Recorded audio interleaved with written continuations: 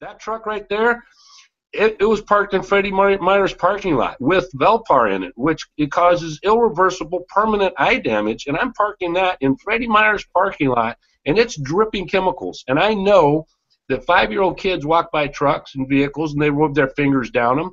And I was astounded. And so I went out of the way myself to park my truck way in the butt end of the parking lot at Fred Meyer's, just so a kid would not walk by and be blinded by what was dripping off of my truck. And to me, Darryl, I gotta say, I have 2 kids. I've seen them step their feet and splish splash in puddles. I've seen dogs licking things out, little puddles of water. I mean, I cringe as a mother thinking. We all know it's full of atrazine, all that white stuff. It's leaking because it's been raining. In fact, you can see it dripping. You can see it dripping there, off of there, drip right there. I just missed that drip. Anyways, this truck's dripping everywhere, right? That's all atrazine and all kinds of chemicals. And look where I'm at. I mean, this truck goes everywhere, and it's just polluting everywhere it goes. All the chemicals that I videotaped to the floor of the truck, that are spilling in there. As it rains, they just get delivered everywhere. Right across the street over here is their wildlife pond and nature trail and park.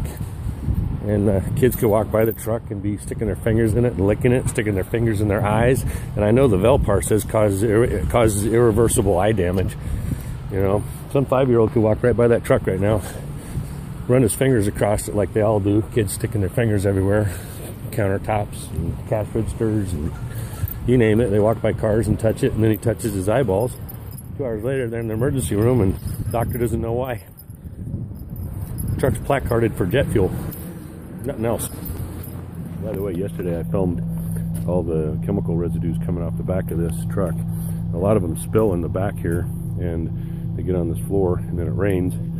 And this is parked at the hotel, Roseburg, schools, parking lot, Safeway I went to a lot of different places. A kid come by, in the parking lot, could wipe his hands all over that.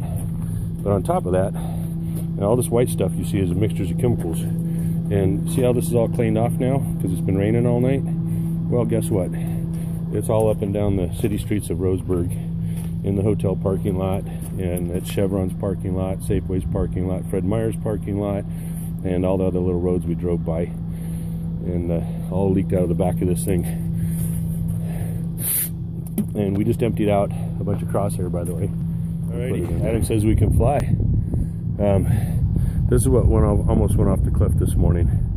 And the best way to describe it to you is way down there, see that road? We had to turn around on that little tiny road.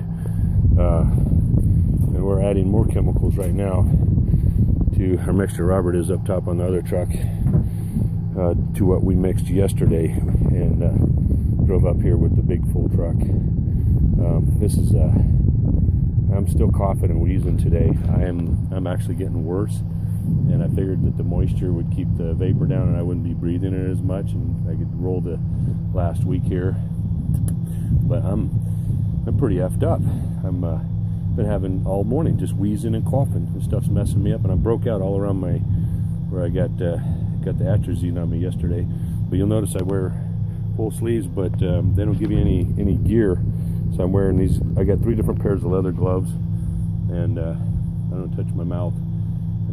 And I consistently, I will not swallow any of my phlegm, anything that's trying to come out of my lungs or nasal passage. I'm spitting all day long. But we're gonna fly. We're gonna fly, and we're gonna spray this whole dead place that's already dead. We're gonna spray it again.